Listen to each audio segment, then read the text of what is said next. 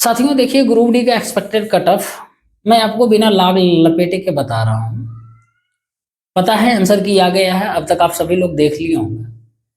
थोड़ा सा cut off बताने से पहले एक बार कंपैरिजन कर लेते हैं पिछले बार के वैकेंसी और इस बार के वैकेंसी के मुकाबले, और क्वेश्चन का लेवल भी कर लेते हैं, ठीक है ना।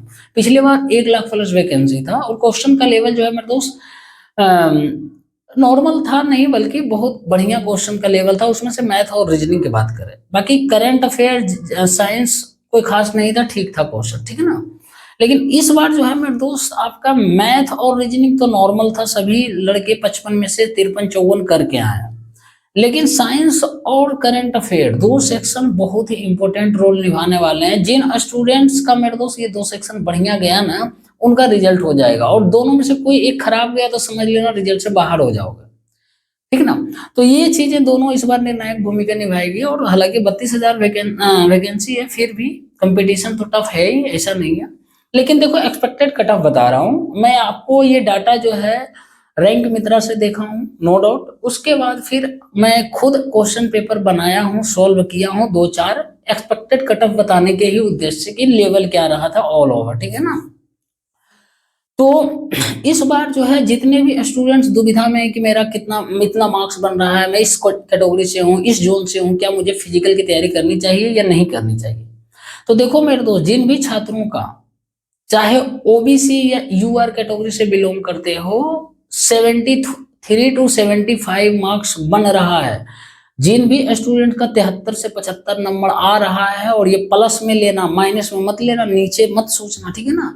चाहे ओबीसी या यूआर कैटेगरी के हैं मेरे दोस्त, आप पूरी तरीके से सेफ जोन में है। आपका रिजल्ट पूरी तरीके से नहीं, बल्कि 99% चांस है कि रिजल्ट हो जाएगा। आप फिजिकल की तैयारी करो, ठीक है ना। उसके बाद ईडब्ल्यूएस कैटेगरी की बात करें तो मेरे दोस्त ज्यादा नहीं, 1 से 2 नंबर घटा लो, यानी 72 से 74 जिन भी स्टूडेंट्स का जो है मार्क्स बन रहा है ईडब्ल्यूएस कैटेगरी, सभी के सभी फिजिकल की तैयारी कर दो मेरे दोस्त। और हल्के में मत लेना, फिजिकल को अभी से जितना जल्दी हो सके ग्राउंड पर जाओ और दौड़ना शुरू करो। उसके बाद एससी की बात करें तो 70 से 72 जिनका भी मार्क्स जो है ना एससी कैटेगरी में है, 70 से 72 आ रहा हो, सभी के सभी होंगे मेरे दोस्त, सबका रिजल्ट होगा, ठीक है ना। उसके बाद फिर एसटी का जो है, देखो ये 65 से 70 नंबर है, आपका कंफर्म में हो जाएगा, ठीक है ना, 65 से 70।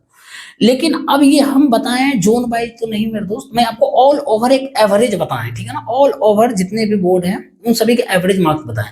यदि आप नॉर्थ इंडिया के किसी भी जोन से हैं, चाहे यूपी बिहार के या दिल्ली भी बोर्ड से, है ना, तो इसमें ये लागू है, कोई दिक्कत नहीं। लेकिन यदि आप साउथ इंडिया के किसी भी जोन से हैं तो मेरे दोस्त इसके थोड़ा सा कम मार्क्स भी है ना, तो आपका चल जाएगा। आप जो है फिजिकल की तैयारी में लग जाइए, ठीक है ना। सपोज दैट आपका केरला का कोई बोर्ड है, मुंबई का कोई बोर्ड है, या फिर कोई और चेन्नई का, बेंगलुरु का है, तो थोड़ा नंबर कम भी है तो आप तैयारी करो, ठीक है ना, फिजिकल की, नो डाउट। आप बोलेंगे क्यों, अब बोलोगे क्यों भैया करें, नंबर कम आ रहा है भाई साहब, साउथ में हो जाता है नो डाउट स्टूडेंट, ऐसा नहीं है, लेकिन कंपेरिजन टू मतलब इधर नॉर्थ बोर्ड कम जाता है उधर।